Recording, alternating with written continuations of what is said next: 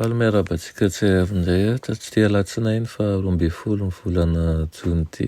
Misaotra an'Andriamanitra isika meno tombonandry hatrany ahafahantsika miaraka aminy ary koa manavao ny fanoloran-tena rehetra ihany koa.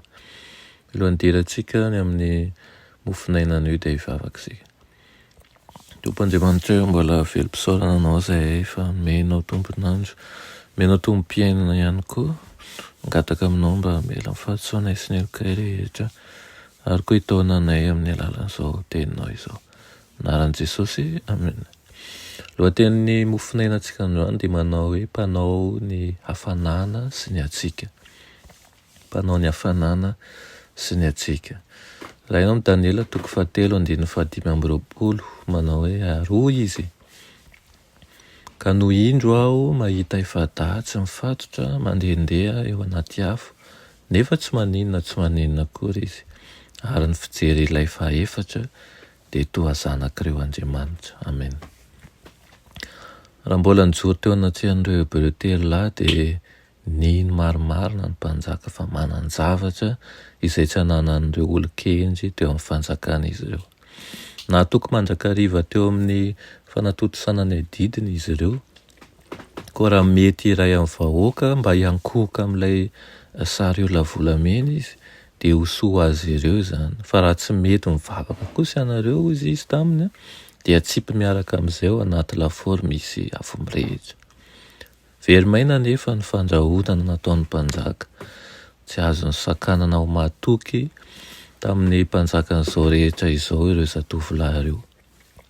Fantany tamin'ny anaran'ny tantaran-drazana fa ny tsy fankatoavana an'Andriamanitra dia nitondra ho amin'ny fahalivonana ao amin'ny fahafahambaraka sy fiafarana mahatsiravina ary fahafatesana.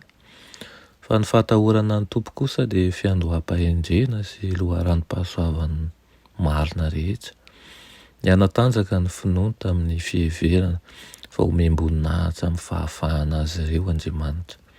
Dia niteny tamin'ny toko toy ny mpandresy izy nanao hoe ary na dia tsy izany aza aoka ho fantatrao ary mpanjako fa ny Andriamanitra ao dia tsy ho topoinay ary ny sary olona volamena efa natsanganao dia tsy hivavahanay. Tsy voafehiny intsony ny fahatezeran'ny mpanjaka. Ny teny hoe feno hahatezerana izy ka niova ny tarehiny tamin'ny Sandraka sy Mesaka ary Abednego izay solotenan'ilay taranaka natao tsinontsinona sy nobaboina. Nasainy nafanaina impito mihoatra noho ny mafana azy ny lafaoro ary izay miaramila matanjaka indrindra teo amin'ny 10 alin-dany no nampamatorany an'ireo zatovo izay mpivavaka tamin'Andriamanitra ny Israely mba hamonoany azy ireo haingana. Tsy nahafoy izany anefa Andriamanitra rehefa natsipy tao anaty lafaoro ireo zatovo ireo dia niseho vatana tamin'ny mpamonjy ka niara nandeha taminy tao anaty afo.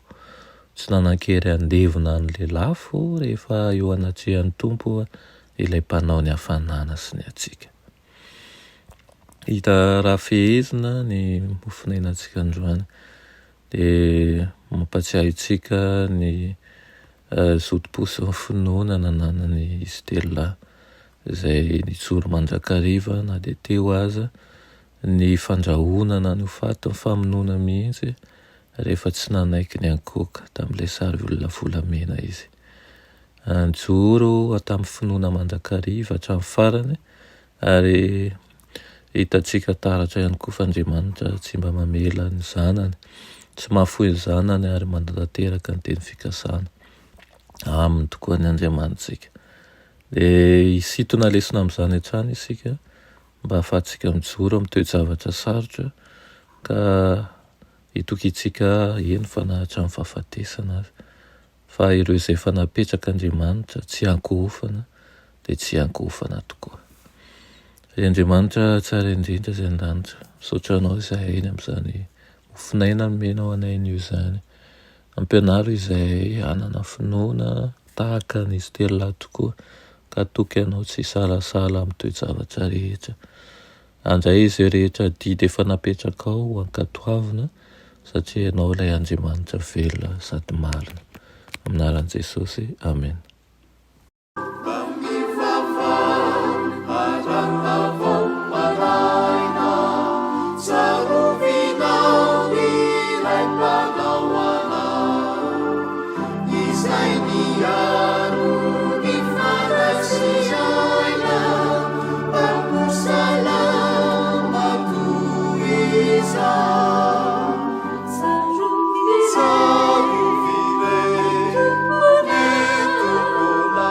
Savior.